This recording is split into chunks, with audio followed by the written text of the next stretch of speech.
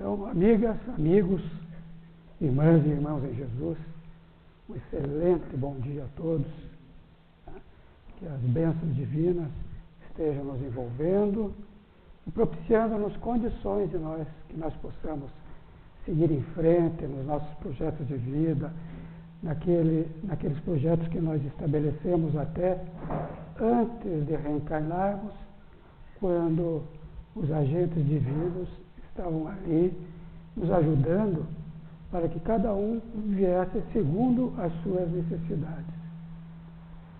E hoje o tema do qual nós vamos tratar tem muito a ver com isso, das nossas escolhas anteriores e as nossas escolhas atuais. Porque, segundo nós sabemos, nós somos 100% responsáveis por tudo que nos acontece, pela nossa vida, pelo nosso passado mais distante ou pelo nosso passado mais recente, pela atualidade, enfim, pelas condições que nós temos e tivemos. Nós somos 100% responsáveis por tudo isso. E nós vamos ao assunto de hoje, que é a utilidade providencial da riqueza, e a gente vai falar um pouquinho também a respeito da questão da pobreza, da falta dos recursos, conforme alguns evangelhos nos colocam, mas o teor, enfim, da nossa fala de hoje vai dizer respeito mais propriamente à questão da riqueza. E é aí que nós vamos entrar. Então, o texto que está aqui é mais ou menos o texto que foi lido antes, né? A mesma ideia, tudo, às vezes com uma palavra ou outra diferente.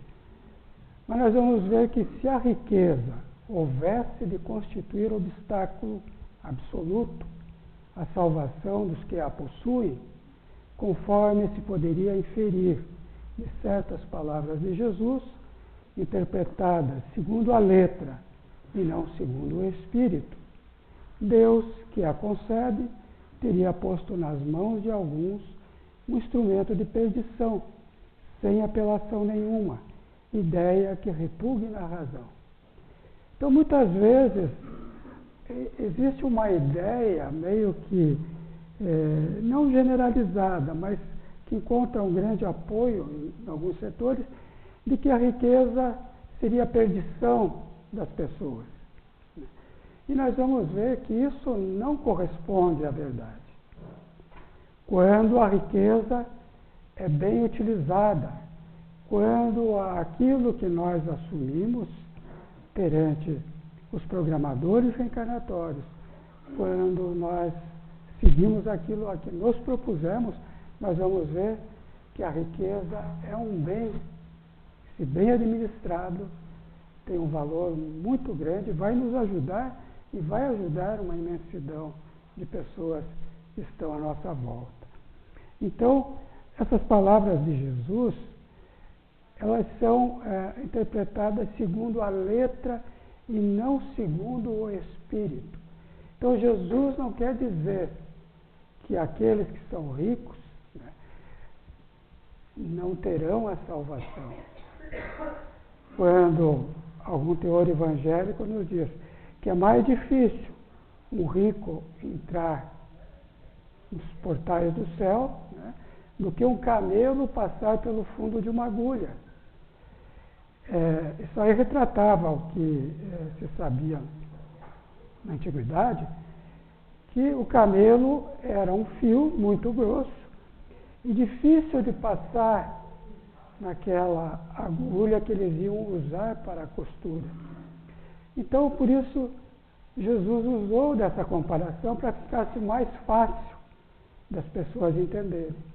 Foi dessa maneira que chegou até nós essa proposta evangélica através do Cristo para nos mostrar que a dificuldade, sim, como em todos os setores, pode haver dificuldade, mas que não é impossível.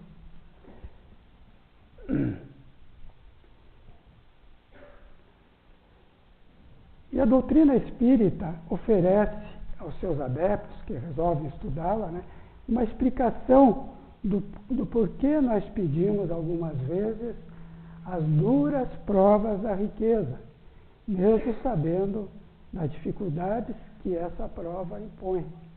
Então, eu estava falando no início que muitas vezes nós escolhemos aquilo que nós vamos passar antes de reencarnarmos. Isto é, a prova da pobreza, a prova da riqueza, outras provas, enfim, né, de sermos professores, de auxiliarmos de alguma forma, e quando nós chegamos aqui, né, nós vamos ver que essas provas que nós solicitamos, elas muitas vezes impõem alguma dificuldade, assim como a prova da riqueza. A prova da riqueza, ela produz dificuldades, porque aqueles que vêm com esse manancial da riqueza material, muitas vezes eles se desviam do caminho. Por quê? Porque justamente tem o valor amoedado nas suas mãos, em grande quantidade, e esse valor amoedado faz com que a pessoa perca o seu centro, né?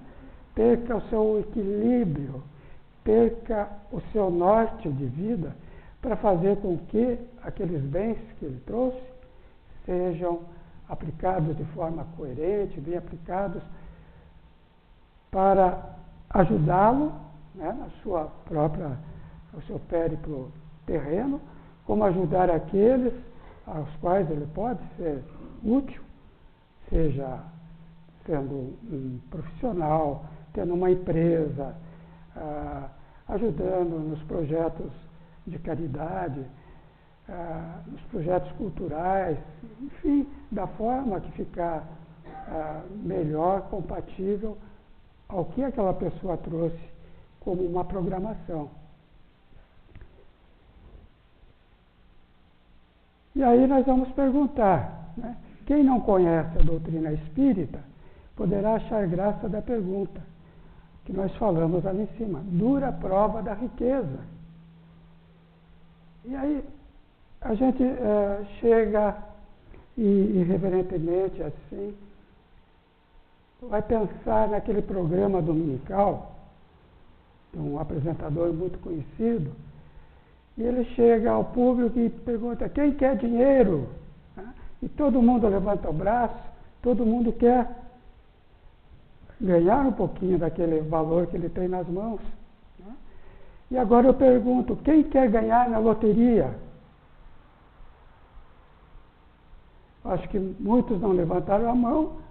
Um irmão atrás foi bem sincero e levantou a mão, mas nós sabemos que o valor que nós conseguimos, seja de uma forma ganha dessa maneira, pela loteria, ou pelo nosso trabalho, hercúleo, trabalho de todo dia, tudo isso tem uma responsabilidade muito grande em nossas mãos, principalmente quando se ganha dinheiro de forma mais fácil.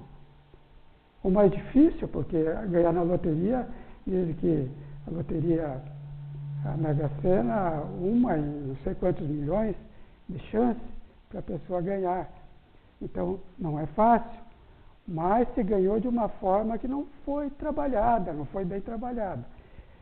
Esse dinheiro, e todos os dinheiros, né, eles têm que ser colocados de uma forma muito disciplinada, muito pensada, muito coerente com os valores morais que nós devemos carregar. Até porque temos visto reportagens de pessoas que ganharam na loteria e que a vida moral dessas pessoas se desmoronou. Lares se desfizeram, as pessoas começaram a desconhecer os amigos antigos, que eram os verdadeiros amigos, né? Seguir caminhos não recomendáveis. Então, não que a gente esteja condenando, jamais, esse seria o objetivo. Qualquer pessoa que venha, de repente, a ganhar dinheiro dessa forma. Mas o cuidado deve ser grande, para não se cair em tentação. E a tentação é grande quando nós chegamos nesse ponto. E ali, quando nós falamos dura prova da riqueza, e aí chegamos na questão da pobreza. A pobreza, muitas vezes, pensa-se que é uma prova dura, né? E é uma prova que a gente pensa ser mais dura, mais difícil do que a própria riqueza. E nós vamos ver que muitas vezes nós confundimos a pobreza com humildade. Confundimos a riqueza com a pessoa, com prepotência. E nem sempre é assim. Porque nós conhecemos e sabemos a existência de muitas pessoas sem os recursos materiais que não têm nada de humildade. Porque são pessoas que vieram provavelmente de uma outra encarnação, onde tiveram a riqueza, dilapidaram a riqueza, fizeram mau uso, e hoje vieram numa condição material de mais necessidade. E essas pessoas não aceitam essa condição. Então o orgulho ainda permanece dentro delas, não inspirando nenhuma humildade pela condição mais difícil material por que passa.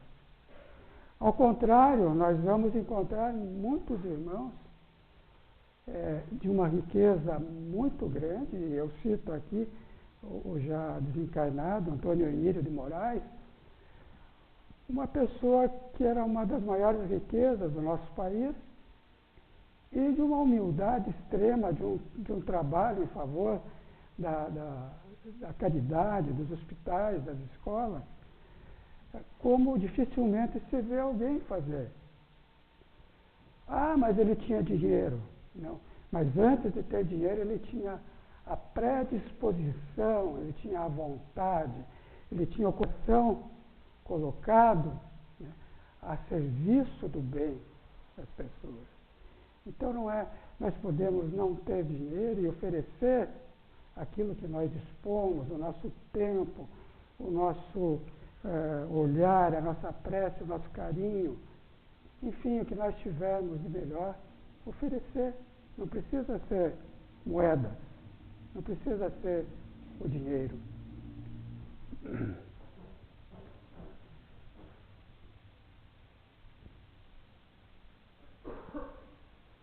Então, tanto a prova da miséria como a prova da riqueza são difíceis de serem suportadas, porque, enquanto a miséria provoca as queixas contra a providência, a riqueza incita a todos os excessos. Então, o que eu falava, que muitas vezes as pessoas que estão passando por momentos difíceis, materialmente falando, elas passam a reclamar da providência divina, passam a reclamar de Deus, que não olhou para elas, acham-se ainda com crédito perante a divindade. Mas nós sabemos que cada um de nós temos as nossas necessidades e o porquê dessas necessidades. E muitas vezes nós esquecemos, quando estamos numa situação dessa, que nós temos as pernas perfeitas, temos os braços. Se não temos os braços, temos, de repente, os olhos.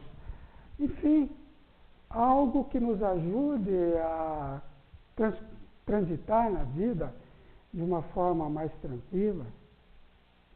Mas se isso não ocorre, e como nós vimos dois exemplos significativos essa semana, um irmão que passou por uma cirurgia bem recente no Hospital São Brás, fez uma cirurgia do pulmão, está com uma enfermidade grave, mas nós temos relato que esse irmão, depois de passado pela cirurgia, agradeceu a Deus e disse que vai lutar com todas as forças, fazer o melhor que ele pode, né, mesmo que longa.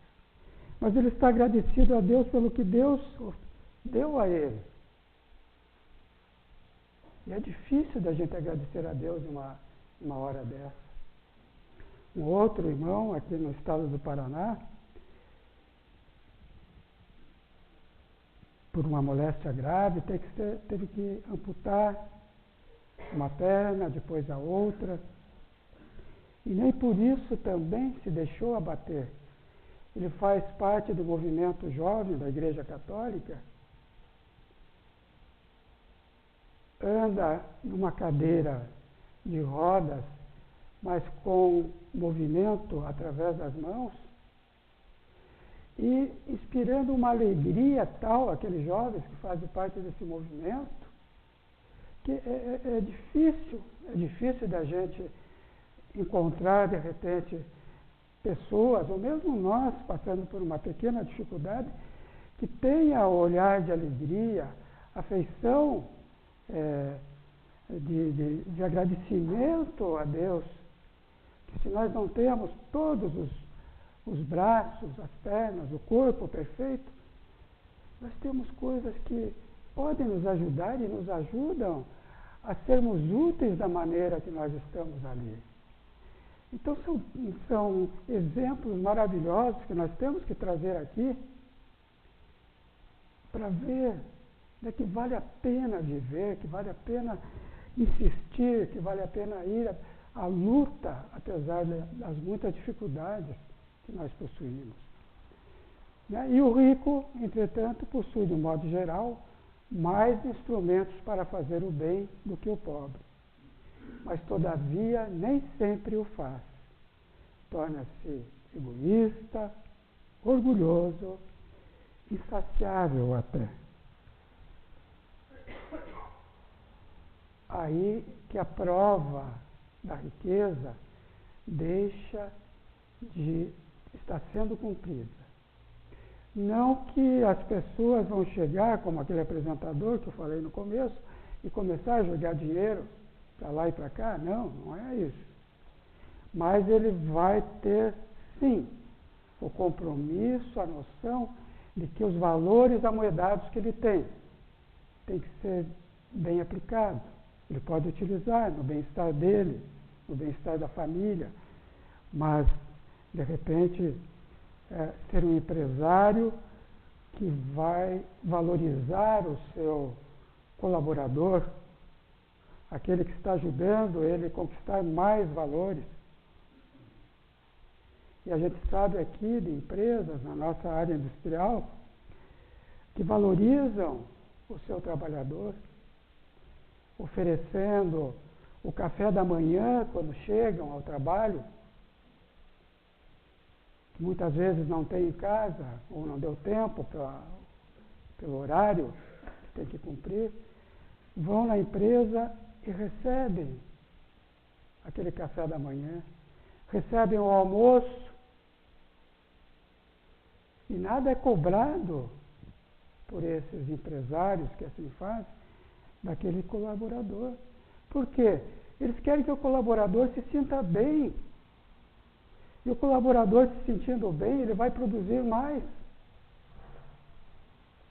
E ele produzindo mais, vai aumentar a riqueza daquela empresa, que vai poder ainda oferecer mais serviços. E esses serviços vão gerar mais empregos, vão gerar mais renda, a economia vai melhorar e todos vão melhorar. Então a usura nesse momento, porque tem empresários que fecham as mãos e não querem oferecer nada, acham que o seu colaborador que está ali, né, é um escravo, alguém para quem ele está fazendo um grande favor, quando na realidade quem está fazendo favor a ele é aquele que está ajudando a conquistar a sua riqueza, aumentar a sua fortuna. Né? Então isso tem que se ver. Nós temos empresários que dão condições, mesmo aqui na área industrial, eu sei, tem uma empresa que valoriza a educação e auxilia uma escola lá da própria região, da cidade industrial, ajudando para que aqueles alunos sem condições materiais possam tê-la, oferecendo os cadernos, os livros necessários, ajudando na banda, que é uma alegria para os jovens, para as crianças. Então, isso é a responsabilidade, a utilidade providencial da riqueza, que muitos ainda não acordaram, mas haverão de acordar para esse fato, que é de uma importância muito grande. Então, o conhecimento espírita nos leva a concluir que a riqueza, por ser neutra em si, ela não é um problema. Não é um problema ganhar na loteria. Não é um problema ser rico porque eu trabalhei bastante e consegui. Na visão espírita, a riqueza deve ser vista como propulsora do progresso nos vários campos evolutivos, tais como a ciência, educação, trabalho, saúde e também, especialmente, na caridade. A caridade é tudo que nós fazemos, né? Quando nós investimos na saúde, no trabalho, na educação, na ciência,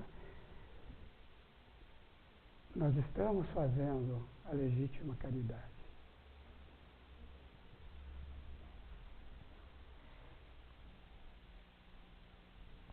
Então, o valor das coisas está no que fizermos delas, seja os valores que nós temos nas moedas, né? Seja na nossa falta de moeda, mas que podemos empregar o nosso trabalho, o nosso tempo para melhorar o mundo. E, falando nisso, que bom quando nós pudermos deixar o plano terreno e poder fazer uma variação e dizer, por pouquinho que seja, né, eu consegui deixar o mundo um pouquinho melhor, pelo menos ali, no meu círculo, onde eu vivo. Eu consegui cumprir aquilo a que vinha aqui no plano terreno. Isso a gente diz com uma alegria, com uma satisfação, porque quem cumpre algo que prometeu tem o coração aliviado, né? Tem os sentimentos bem harmonizados, bem equilibrados, e tem alegria. Por que não?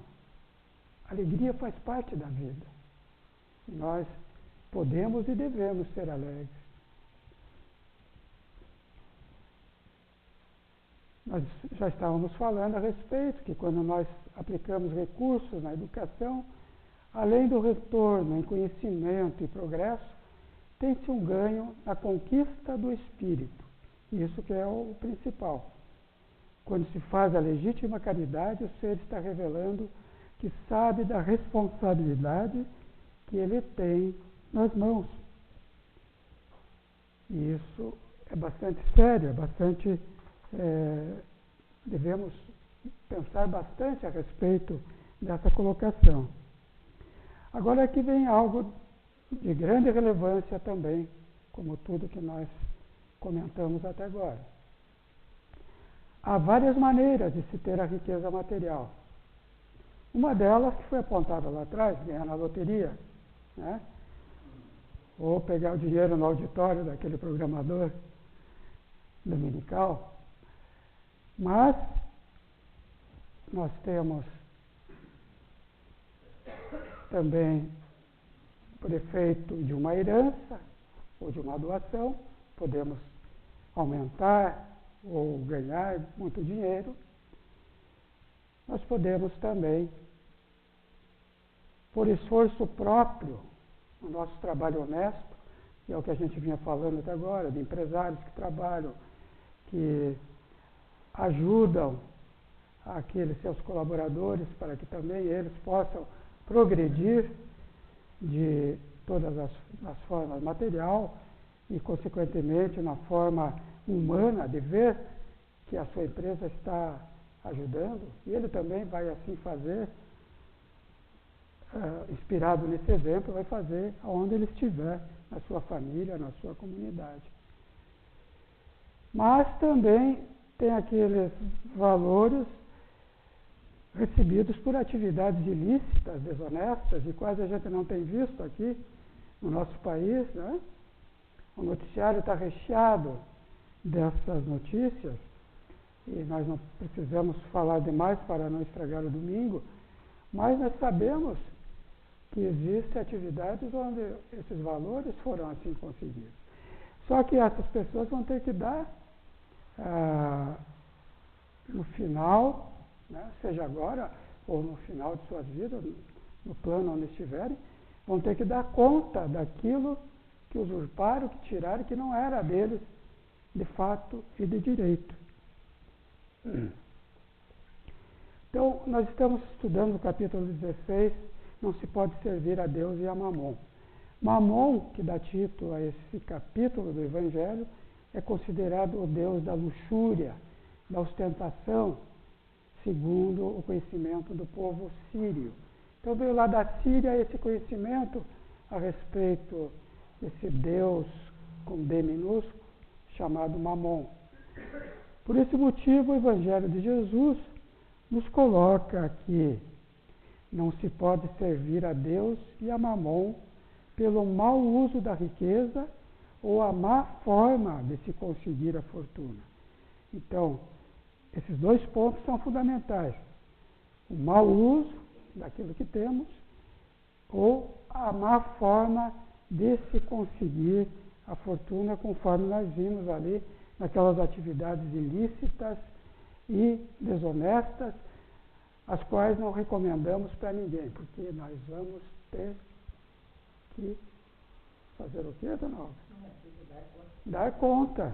Nós temos que dar conta, prestar conta de tudo que nós fizermos. Então, é bom a gente olhar para isso. Por quê?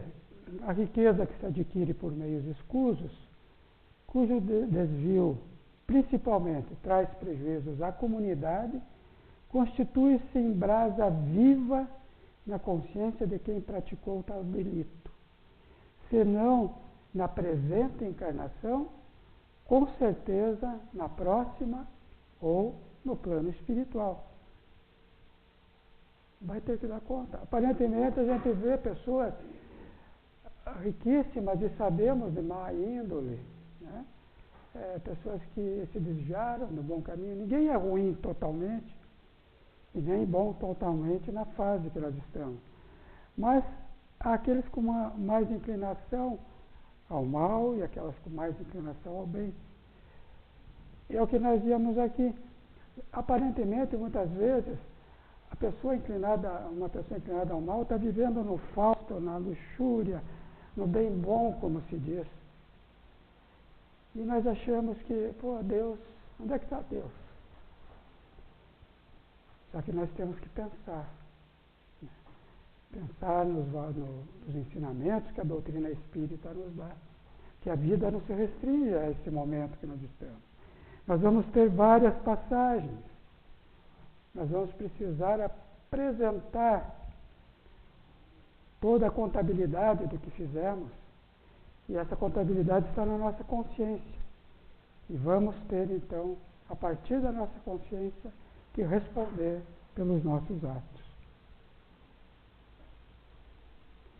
A fortuna mal adquirida e mal aplicada conservará. Quem assim proceder em consecutivas repetições de dramas expiatórios, tanto na terra como nas sombrias regiões da vida do espírito. Né?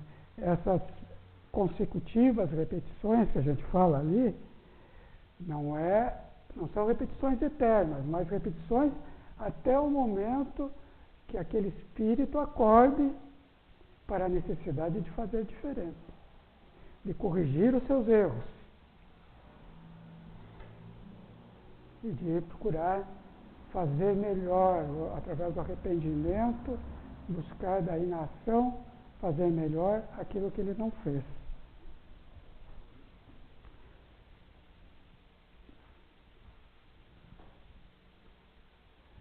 Quando Jesus disse ao moço que o inquiria sobre os meios de ganhar a vida eterna, desfaze-te de todos os teus bens e segue-me, ele não pretendeu, de certo, estabelecer como princípio absoluto que cada um deva despojar-se do que possui e que a salvação só a esse preço se obtém, mas apenas mostrar que o apego aos bens terrenos é um obstáculo à salvação. Então, como nós falamos, a fortuna, a riqueza, ela é neutra, né? Só que a gente não pode aqueles valores, aquela fortuna material, como se aquilo fosse tudo da vida, esquecendo-se que existe um espírito, e o espírito, sim, o espírito é o tudo na nossa vida. Ele que vai levar o manancial de aprendizado, de tudo que nós conseguimos conquistar e que nós levamos conosco, né? E o jovem que pergunta a Jesus o que faz, ele não estava pronto para isso, para deixar os bens materiais, porque os bens materiais ainda eram muito ligados, muito fortes nele. E Jesus quis testá-lo. Não é que nós chegue-se a nós e de repente, deixa tudo, o que você tem de riqueza, de dinheiro. Claro que teve gente que fez assim, Gandhi é um, que deixou todos os seus valores e não precisava de mais nada. Ele dizia que ele era rico porque não precisava de nada, né? Mas Gandhi é uma exceção dentro de milhares e milhares de vidas, né? E então não se vai pedir que a pessoa deixe tudo, mas pode se testar, como Jesus testou o moço, para ver se já estava em condições de segui-lo. Então, se a riqueza somente males houvesse de produzir, Deus não a teria posto.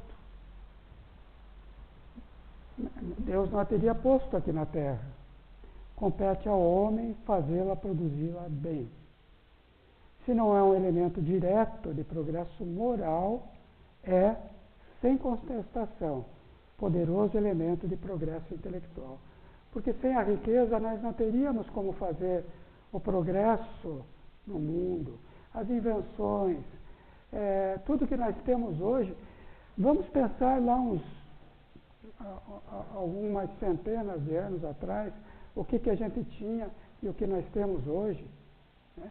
A facilidade que nós temos de comunicação, as doenças que hoje são tratadas com mais segurança, com mais facilidades, em todos os campos da saúde, seja no campo médico, no campo odontológico, aonde nós estivermos, né? Nós vemos que hoje as condições melhoraram e melhoraram muito, mas para isso precisou de dinheiro para que as invenções fossem feitas, né? E tudo isso precisa disso. Para nós comermos, precisa que haja uma plantação, a plantação exige dinheiro também, né? Então a gente vai ver que o valor está na boa aplicação disso. Não é erro se ter dinheiro, né? O erro é não utilizar bem esse valor. E lembrar sempre que nós somos apenas usufrutuários e administradores dos bens do Senhor da vida. Isso é fundamental que a gente lembre. Seja o que for, seja valor em dinheiro, seja algo que a gente consegue fazer tão bem, né? Seja na arte, seja na educação, tudo isso são conquistas nossas, sim, é bem verdade. Mas é um empréstimo divino acima de tudo. E nós temos que saber como bem utilizar isso. Porque se não utilizarmos bem, a cobrança, como eu já falei antes, é inevitável. Eu quero render hoje um preito de gratidão a vários autores que nos têm ajudado ao longo das nossas exposições, modestas, simples, de verdade, mas que se não tivesse não tivéssemos a literatura espírita, né, ficaria bem mais difícil que a gente pudesse fazer algo nesse sentido. E eu sei que tem um irmão nosso que é um escritor, o qual nós temos utilizado muito aqui, que é o Richard Simonetti.